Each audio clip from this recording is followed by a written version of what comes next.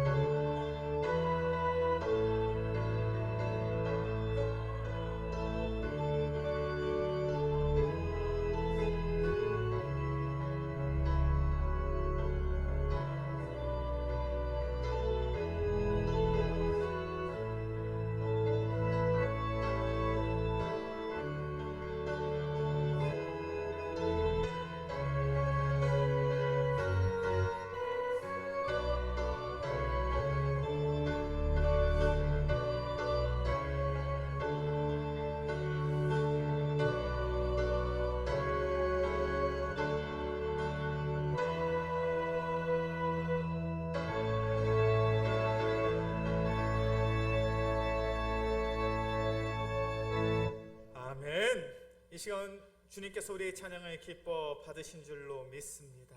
은혜로운 찬양 감사드립니다. 우리 조금 멀리 떨어져 있지만 저희 계신 분들과 인사 나누겠습니다. 당신과 함께 예배할 수 있으면 행복합니다. 예수님이 당신을 사랑하십니다. 살아계신 예수님께서 우리를 사랑하시는 줄로 믿습니다. 오늘 이 귀한 예배의 시간을 통하여 예수님의 사랑을 회복하고 예수님의 풍성한 은혜를 우리의 마음에 담고 돌아갈 수 있는 우리 귀한 성도들이 되어지길 주의 이름으로 간절히 축원합니다. 우리는 계속해서 마가복음의 말씀을 천천히 묵상하고 있습니다. 우리 앞서서 살펴보았던 마가복음 1장의 내용들을 이제는 잘 기억하고 계시는 줄로 믿습니다. 마가복음 1장의 말씀을 보면 이제 예수님께서 공생의 사역을 시작합니다. 갈릴리 해변에서 어부였던 이들을 당신의 제자로 삼으시고, 그리고 갈릴리에서 가장 번하고 번창했던 가버나움으로 이동을 하셨어. 회당에서 예수 그리스도의 복음을 증거하시죠. 예수 그리스도의 복음이 증거되어지자 그곳에 있었던 귀신 들린 자가 고침을 받았습니다. 시몬의 장보에 열병을 예수님께서 고쳐주시고, 수많은 병자들이 예수님 앞에 나와 고침을 받게 되었죠. 그리고 이제 예수님은 가버나움에서의 사역을 1차적으로 마무리하시고 이제 갈릴리 여러 마을들을 순회하시면서 예수 그리스도의 복음을 증거하십니다. 그에 대한 내용이 마가복음 1장 39절의 말씀이죠. 이에 온 갈릴리에 다니시며 그들의 여러 회당에서 전도하시고 또 귀신들을 내쫓으시더라. 이제 예수님은 가버나움 그 마을에서, 그 성에서 나오셔서 여러 마을들을 순회하시면서 복음을 증거하시고 놀라운 이적과 기적을 행하셨습니다. 그리고 수많은 병자들을 치유하시면서 우리가 지난주에 말씀을 살펴보았던 것처럼 한 나병 환자를 예수님께서 고치셨죠. 예수님께서 나병 환자를 고치셨다라는 것은 당시 유대인들의 입장에서는 엄청난 충격적인 일이었습니다. 왜냐하면 당시 유대인들은 나병 환자들을 어떻게 생각했냐면 신이, 하나님이 우리 인간에게 내릴 수 있는 가장 잔혹한 형벌과 질병이 바로 나병이라고 생각을 했어요. 그래서 나병에 걸린 사람들은 하나님의 저주를 받은 자, 나병에 걸린 사람은 신의 징계를 받은 자처럼 여겨졌습니다. 그런데 예수님이 말씀으로 그를 안수하시고 기도하시니 그의 병이 깨끗이 나음을 받게 된 거예요. 하나님이 내리신 징벌이, 하나님이 내리신 징계함이 예수 그리스도로 말미암아 고침을 받은 겁니다. 당시 유대인들의 입장에서 이 모습이 얼마나 충격적인 일이었겠습니까? 이제 유대인들의 입장에서 예수님은 일반적인 교사가 아니에요. 흔한 랍비가 아닙니다. 이제 그들의 눈에 예수님은 능력의 선지자입니다. 그리고 그들의 삶을 인도해줄 기적과 이적을 베풀고 있는 참된 지도자처럼 보여지는 거예요. 이제 예수님에 대한 소문은, 그의 인기는 하늘을 찌를 듯이 대단해졌습니다. 많은 사람들이 이제 예수님을 찾아오고 있어요. 그 상황을 마가복음 1장 45절은 이렇게 말씀하고 있습니다. 마가복음 1장 45절의 하반절의 말씀이죠. 그러므로 예수께서 다시는 드러나게 동네에 들어가지 못하고 오직 바깥 한적한 곳에 계셨으나 사방에서 사람들이 그에게로 나오더라. 얼마나 많은 사람들이 지금 예수님을 찾아오고 있는지, 예수님은 더 이상 갈릴리 마을의 그 작은 성에, 작은 마을에, 작은 고을에 들어가실 수가 없는 거예요. 예수님은 이제 한적한 곳에 계십니다. 사람들이 없는 그런 장소에 계세요. 그럼에도 불구하고 사방에서 수많은 무리의 사람들이 예수님을 찾아오고 있습니다. 이제 이러한 상황 속에서 예수님은 가버나움으로 다시금 이동을 하고 계세요. 우리 마가복음 2장 1절과 2절의 말씀을 다시 한번 봉독하겠습니다. 마가복음 2장 1절과 2절의 말씀 함께 봉독합니다. 수일 후에 예수께서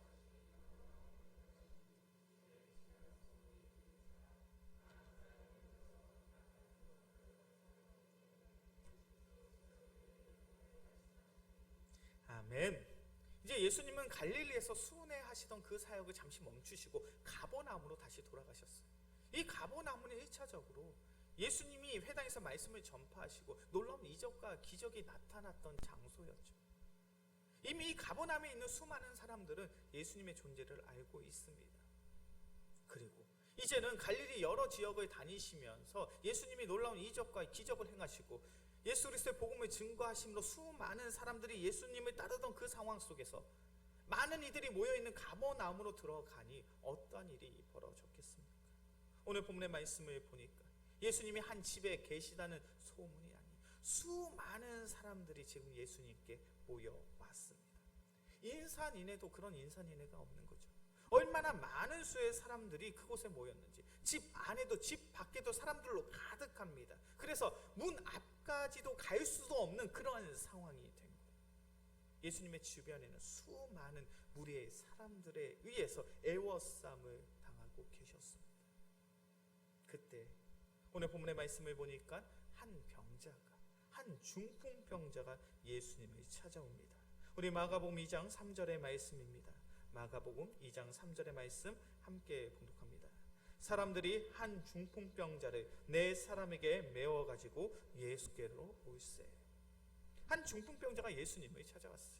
그는 중증의 환자였습니다. 혼자 걸을 수가 없어요. 혼자 거동을 할 수 없습니다. 그렇게 네 명의 친구들이 이 병자를 들 것에 실어서 어깨에 짊어지고 지금 예수님이 계신 곳에 온 상황이에요. 이들이 예수님을 찾아온 이유는 너무나도 분명하죠.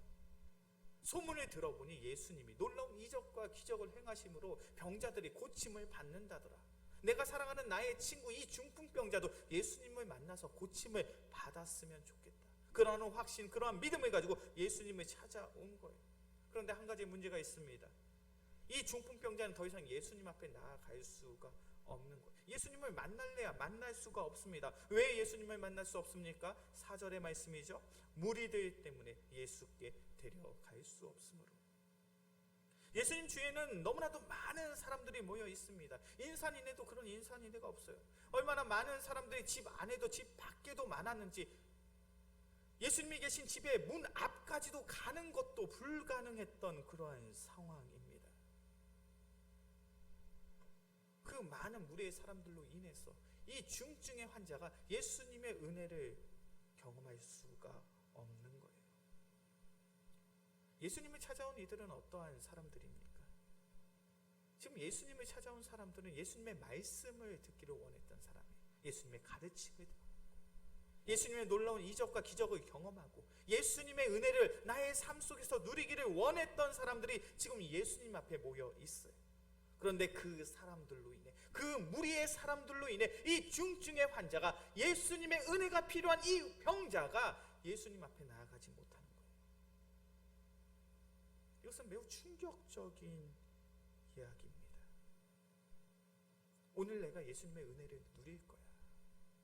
내가 오늘 예수님의 놀라운 이적과 기적을 경험하겠어. 내가 오늘 예수님의 가르침을 받음으로 새로운 사람이 되겠어. 그와 같은 결단과 결심, 그와 같은 신앙적 열정을 가지고 예수님 앞에 나아간 이들에 의해서 예수님의 은혜가 필요한 이 중증의 환자가 예수님의 은혜를 누리지 못하는 거예요. 이것은 2000년 전의 유대인들만의 이야기일까요? 이 시대 한국교회의 가장 큰 문제 중에 하나가 이기적인 신앙이라고 이야기합니다. 이기적인 신앙이 무엇인지 아십니까? 우리가 신앙생활을 하면서 나의 믿음, 나의 신앙에 참 관심이 많아요. 어떻게 하면 내가 나의 믿음과 나의 신앙에 잘 자랄 수 있을까? 어떻게 하면 내가 신앙생활을 하면서 열매를 맺을 수 있을까? 내가 신앙생활을 하면서 얼마나 잘 되고 내가 은혜를 받고 복된 삶, 형통한 삶을 어떻게 해야 누릴 수 있을까? 그와 같은 나의 믿음, 나의 신앙, 나의 영적인 상태에 대한 관심이 너무나도 많은데 내 주변에는 관심이 없는 거예요. 내 주변인들의 신앙의 상태, 영적인 상태, 내가 속한 교회 공동체, 내가 속한 직장과 사업장의 어떤 영적인 상황에 대해서는 전혀 관심이 없습니다. 내 주변 사람들이 신앙생활을 잘하든 못하든, 우리의 직장이, 우리의 사업터가 하나님과 관계가 있든 없든 그런 거는 안중에도 없어요. 나와는 전혀 상관이 없는 거예요. 그냥 나만 신앙생활 잘하고 나만 은혜 받고 나만 평안하면 돼 라는 생각을 가지고 신앙생활을 하는 거, 이것을 이기적인 신앙이라고 이야기합니다. 이것이 한국교회의 문제라고 이야기해요. 지금 예수님 주위에 있는 이 수많은 사람들은 이런 이기적인 신앙의 모습을 가지고 주님 앞에 나간 거예요. 예수님, 내가 아픕니다. 내가 어렵습니다. 나의 믿음, 나의 신앙이 부족합니다. 그러니 나의 문제를 좀 해결해 주십시오. 그런데 중요한 사실은 그런 이기적인 신앙을 가지고 나의 문제와 나의 어려움만을 가지고 주님 앞에 나아간 이들에게 예수님의 은혜가 나타났는가? 오늘 본문의 말씀을 보면 이 중풍병자는 예수님의 놀라운 치유의 역사를 경험합니다. 그의 삶 속에 기적이 나타나죠. 주님의 은혜를 경험했습니다. 그것이 마가복음 2장 12절의 말씀이죠. 그가 일어나 곧 상을 가지고 모든 사람 앞에서 나아가거늘 그들이 다 놀라 하나님께 영광을 돌리며 이르되 우리가 이런 일을 도무지 보지 못하였다 하더라. 이 중증의 환자는, 이 중풍병자는 분명 고침을 받았습니다. 나음을 받았습니다. 그런데 어떠한 믿음을 가지고, 어떠한 신앙을 가지고 그가 나음을 받았는가? 우리 마가복음 2장 5절의 말씀을 함께 봉독하겠습니다. 마가복음 2장 5절의 말씀입니다. 함께 봉독합니다. 예수께서 그들의 믿음을 보시고 중풍병자에게 이르시되 작은 자야 내 죄사함을 받았느니라 하시니. 예수님이 이 중풍병자를 고쳐주셨어요. 치유해 주셨습니다. 만져주셨어요. 근데 그 이유가 무엇입니까? 예수께서 그들의 믿음을 보시고. 만약 성경에 표시를 하실 수 있다면 그들의 믿음이라는 단어에 동그라미 치고요, 밑줄 치고 별에 100개를 쳐도 부족함이 없어요. 그들의 믿음을 보시고. 이 그들은 누구입니까? 이 그들은 누구예요? 예수님 주위에 있는 수백 수천 명의 무리의 사람들의 믿음입니까? 아니면 이 중풍병자를 위해 그를 들쳐매고 예수님 앞에 나온 그 4명의 사람들의 믿음입니까? 이 그들의 믿음은 누구의 믿음이에요? 우리가 너무 잘 아는 것처럼 이 중풍병자를 들어매고 예수님 앞에 나온 이 친구들의 믿음이잖아요. 중풍병자의 친구들의 보인 믿음이 무엇입니까? 중증의 병에 걸린 이 병자, 이 친구 꼭 예수님을 만나야 돼. 나의 친구가 예수님을 만나야 예수님의 은혜로 고침을 받을 수 있어. 예수님 앞에 이 친구를 들쳐매고 나아갔는데 많은 수의 사람에 의해서 더 이상 예수님 앞에 나아갈 수 없게 되니 그들의 선택이 무엇입니까? 4절의 말씀이죠. 무리들 때문에 예수께 데려갈 수 없으므로 그 계신 곳에 지붕을 뜯어 구멍을 내고 중풍병자의 누운 상을 달아내리. 그들의 선택이 뭐예요? 지붕에 올라갑니다. 그리고 그 집의 지붕을 뜯어내요. 그리고 구멍을 만들어서 그 누운 상을 예수님 앞에 내리게 됩니다. 당시 유대인들이 사는 집의 구조는 평지붕이라고 이야기를 해요. 지붕까지 올라갈 수 있는 계단이 있고요. 그 집의 지붕은 흙집, 나무까지 이런 것들로 서로 엮어서 만든 거기 때문에 마음만 먹으면 얼마든지 집의 지붕을 뜯어낼 수 있는 그런 구조입니다. 그런데 한번 생각해 보셨으면 돼요. 남의 집에 지붕을 뜯는다는 것이 정상적인 사고이고 정상적인 생각입니까? 그건 정상적인 사고, 정상적인 생각이 아니에요. 남의 집에 지붕을 뜯어낸다는 것은 이 일로 인해서 큰 다툼이 일어날 수 있죠. 큰 싸움이 일어날 수 있죠. 그런데 중요한 사실은 이 친구들은 그 다툼, 그 싸움, 그 손해, 그 피해, 그 모든 것들을 내가 감내하겠다는 거예요. 나의 친구가, 이 중증의 나의 친구가 예수님의 은혜만을 누릴 수 있다면 내가 그와 같은 피해, 손해, 어려움, 갈등, 다툼, 그 모든 것을 우리가 감내하리라. 이 중풍병자의 4명의 친구들이 가지고 있는 믿음은 무엇입니까? 이타적인 믿음이죠. 나의 섬김, 나의 수고, 나의 헌신을 통하여 다른 누군가가 예수 그리스도의 은혜를 누릴 수 있다면 나는 그것으로 만족하리라. 지금 예수님의 은혜는 어디에 나타나고 있습니까? 이기적인 신앙, 개인주의적인 신앙, 나만 예수님 만나고 나만 신앙생활 잘하고 나만 복받으면 돼, 그와 같은 이기적인 신앙의 태도, 신앙의 모습을 가진 무리의 사람들이 아니라 나는 이름도 없이 빛도 없이 나의 헌신과 나의 수고와 나의 노력만으로 누군가가 예수님의 은혜를 경험할 수 있다면, 예수님의 사랑을 누릴 수 있다면 나는 그것으로 만족하리라. 그 같은 낮은 자세로, 겸손의 자세로, 섬김의 마음으로 예수님 앞에 나아갈 때 그 현장에 예수님의 은혜가, 예수님의 기적이 나타나더라는 거죠. 야고보서 5장의 말씀을 보면 병든 자는 이렇게 기도하라고 성경은 말합니다. 야고보서 5장 14절의 말씀인데 제가 봉독합니다. 너희 중에 병든 자가 있느냐? 그는 교회의 장로들을 청할 것이요 그들은 주의 이름으로 기름을 바르며 그를 위하여 기도할지니라. 믿음의 기도는 병든 자를 구원하니 주께서 그를 일으키시리라. 혹시 죄를 범하였을지라도 사하심을 받으리라. 교회 안에 병든 자가 있습니다. 뜻하지 않은 질병과 지병으로 참으로 힘들고 어려운 시간을 보내고 있는 그런 병자가 있다면 그 병자는 어떠한 선택을 하라고 이야기합니까? 교회 안에서 장로를 찾아가라고 이야기합니다. 교회 안에서 기름 부음 받은 자들을 찾아가라는 거예요. 그리고 그에게 기도를 받으라는 거예요. 그런데 이 내용이 단순히 내가 병이 들었을 때 교회 안에 어떠한 직분자들에게 찾아가서 기도를 받으면 내 병이 고침을 받는다, 이런 단편적인 이야기를 하고 있는 것이 아니에요. 교회 안에서 병든 자가 있습니다.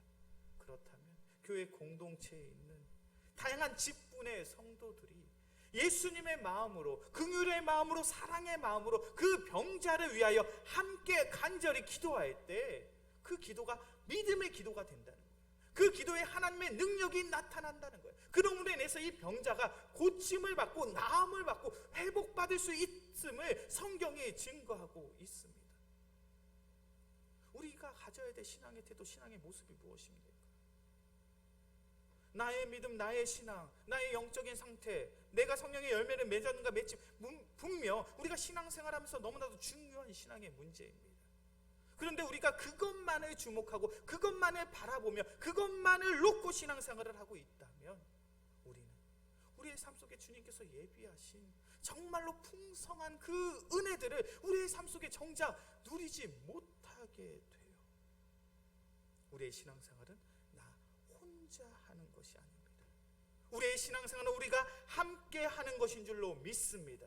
우리가 이기적인 신앙의 태도와 신앙의 모습들을 벗어버리고 이타적인 믿음과 신앙의 모습을 가지고 나아갈 때 바로 나로 말미암아 예수 그리스도의 복음과 사랑이 흘러감으로 내가 속한 공동체가, 우리의 가족이, 우리의 직장과 사업터가, 우리의 영광교회가 하나님이 기뻐하시는 참된 교회로 세워지게 될 줄로 믿습니다.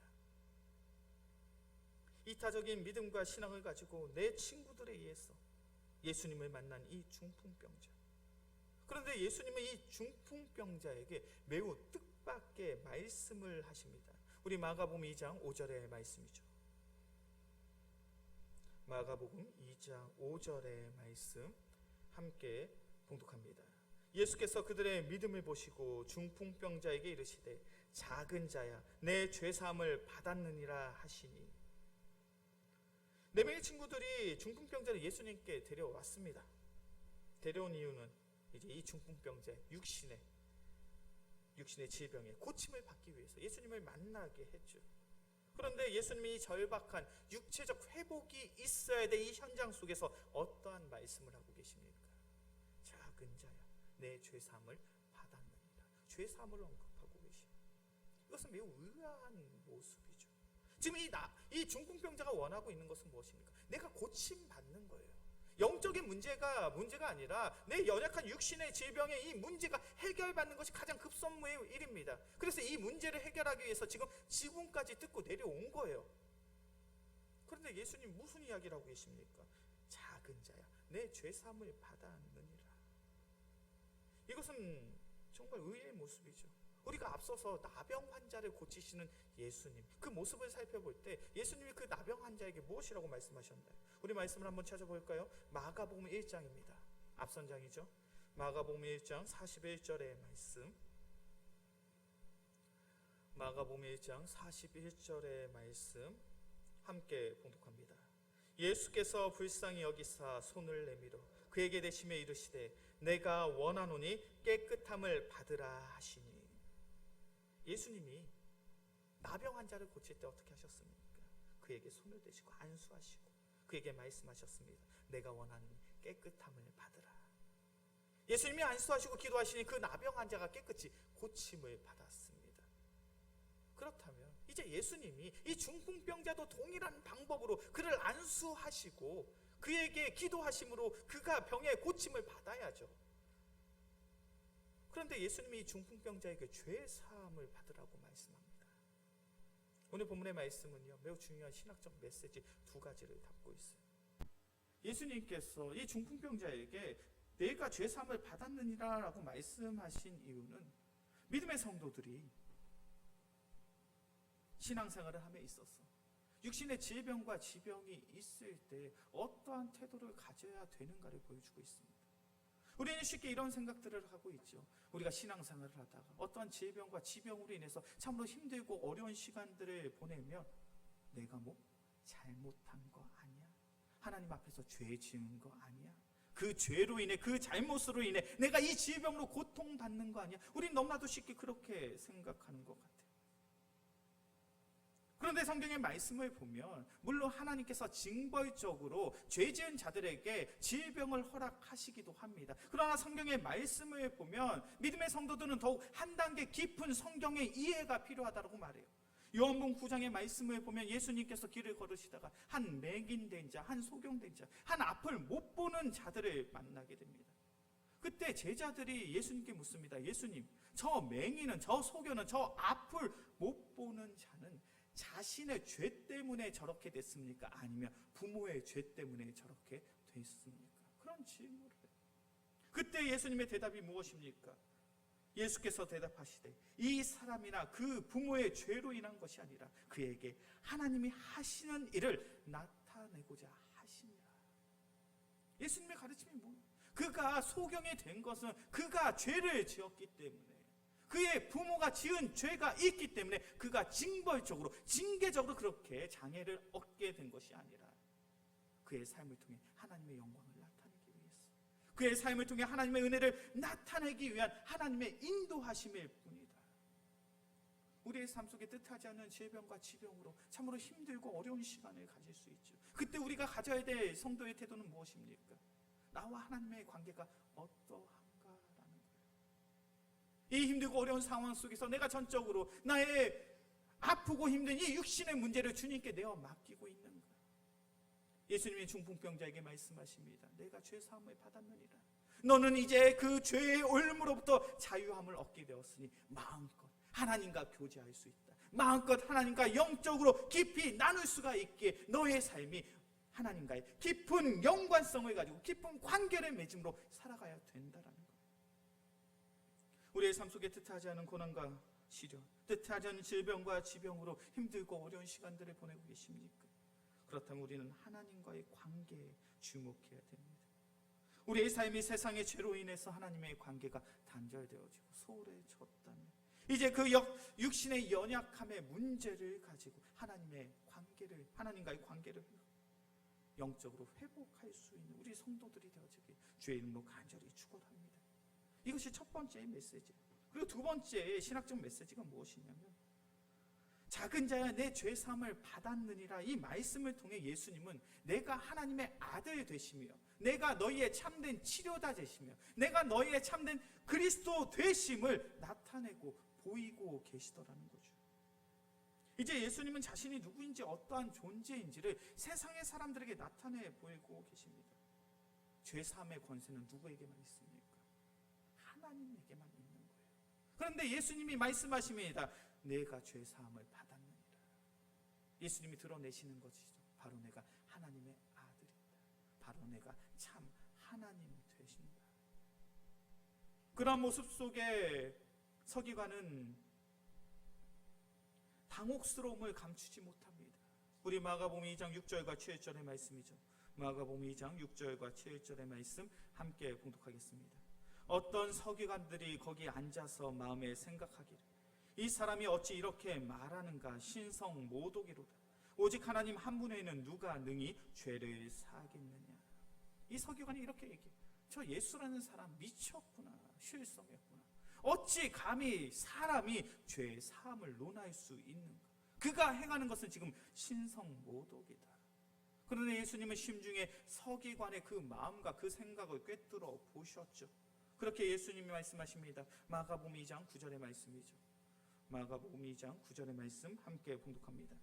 중풍병자에게 내 죄사함을 받았느니라 하는 말과 일어나 내 상을 가지고 걸어가라 하는 말 중에서 어느 것이 쉽겠느냐. 예수님이 이 서기관에게 이야기합니다. 서기관아, 중풍병자에게 내가 죄사함을 받았다라고 말하는 것과 그 상을 들고 걸어가는 것, 이 두 가지 중에 어느 것이 더 쉬운 거냐. 어떻습니까? 어떤 게 더 쉬운 것 같으세요? 어떤 것이 더 쉬운 것 같습니까? 죄사함을 받았느냐라고 말하는 것이 더 쉬운 것처럼 보여지시죠. 근데 유대인들의 입장에서는 다릅니다. 이 두 가지 영역 다 인간의 영역의 일이 아니에요. 내가 죄 사함을 받았다, 내가 고침을 받았다, 이 상황에 들고 가. 이 두 가지 영역 다 누구의 영역이냐면 하나님의 영역이에요. 이 서기관은 누구보다도 하나님의 말씀을 잘 아는 자죠. 율법의 가르침을 받는 자입니다. 그렇기 때문에 그 사실을 잘 알고 있어요.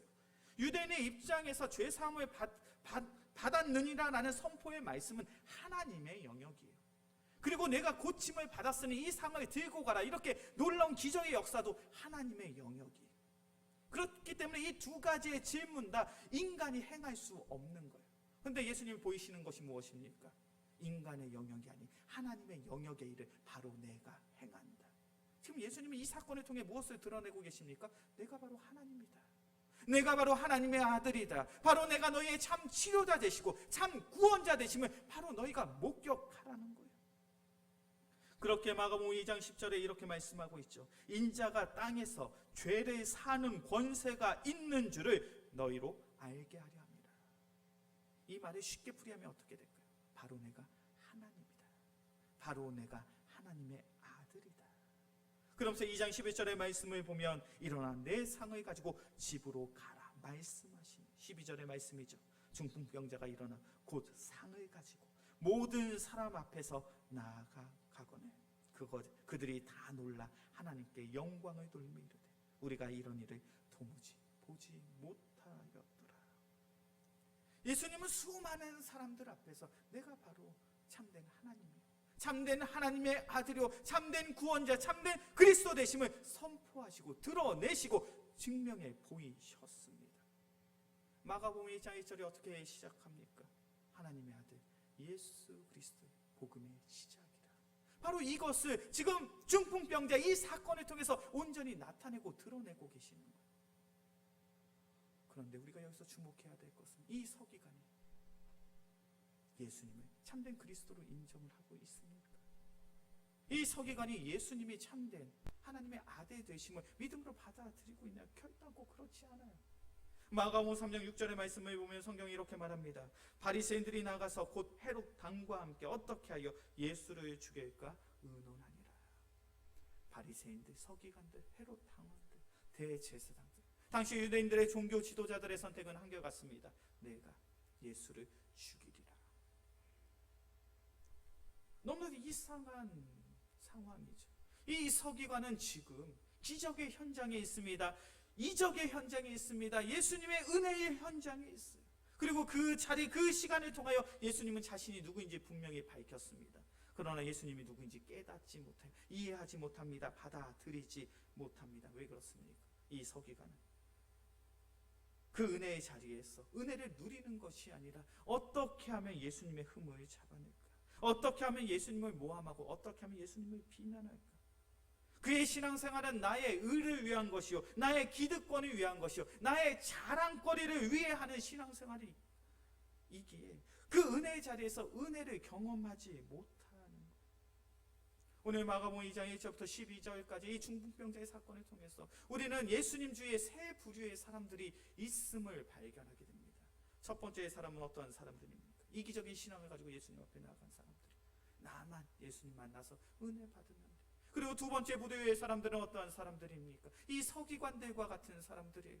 자신의 의, 자신의 기득권, 자신의 자랑거리를 찾아 예수님 앞에 몰려든 이들. 그리고 세 번째 사람들은 어떠한 사람들입니까? 예수님의 놀라운 은혜와 사랑이 내가 사랑하는 이에게 흘러가기를 소원했던 중풍병자의 내 친구들과 같은 모습. 우리가 신앙생활하면서 우리는 어떠한 신앙의 태도, 어떠한 신앙의 모습을 가져야 되겠습니까? 그것은 너무나도 분명하죠. 우리가 가져야 될 신앙의 태도는 나의 의와 나의 자랑, 나의 기득권을 위해서 신앙생활을 하는 것도 아니에요. 나만 잘 되면 되고, 나만 은혜 받으면 되고, 나만 복 받으면 된다라는 그런 이기적인 신앙의 태도도 아니고, 나로 말미암아 우리가 함께 주님의 은혜를 누릴 수 있게 되기를 소원하는 그런 성도의 모습이 바로 우리의 삶 속에서 나타나야 될 줄로 믿습니다. 지난주에 예배를 마치고 한 권사님의 가정에 참 어려운 일이 있으면 제가 알아서 한 권사님을 위해서 제가 기도를 해드렸습니다. 그냥 제가 기도를 하고 있는데 소리 소문 없이 같은 성교회에 계신 권사님들이 같이 모여서 함께 기도해 주시더라고요. 제가 그 자리에서 얼마나 감사하고 얼마나 감동이 되었는지 몰라요. 왜 그렇습니까? 이 권사님의 가정의 우환과 어려움을 같이 공감하는 거예요. 이 권사님의 어려움 속에 우리가 함께 기도할 때 하나님의 은혜가 그 가정에 허락될 것을 내가 믿습니다라는 그 믿음의 마음을 가지고 그 자리에 나와 함께 기도할 때 제 마음속에 얼마나 감사함이, 감동이, 감격됨이 있었는지 몰라요. 이제 유초동부에서, 청년부에서 여름 성경학교 수련회를 가지지 못했기 때문에 이제 오늘부터 유초동부는 4주간 1일 특별한 예배로 모임을 갖기 이제 시작합니다. 청년들은 10월 24일 날 귀한 모임을 준비하고 있죠. 그 모임을 준비하면서 직장 생활을 하는 청년들이 늦은 시간 교회에 모여서, 교육관에 모여서 성경학교와 수련회를 준비하는 모습을 볼 때마다 저의 마음속에 얼마나 감사함이 가득한지 모릅니다. 얼마나 귀한 섬김이고 아름다운 헌신의 모습인지 모릅니다. 제가 그 모습을 볼 때마다 저의 마음속에 그런 생각이 들어요. 그래, 우리 영광교회는 소망이 있구나. 그래, 우리 영광교회는 희망이 있구나. 그래, 우리 영광교회 통한 하나님의 풍성한 은혜가 분명 나타나게 될 것이라는 그와 같은 확신과 믿음이 제 마음속에 선포가 되더라고요.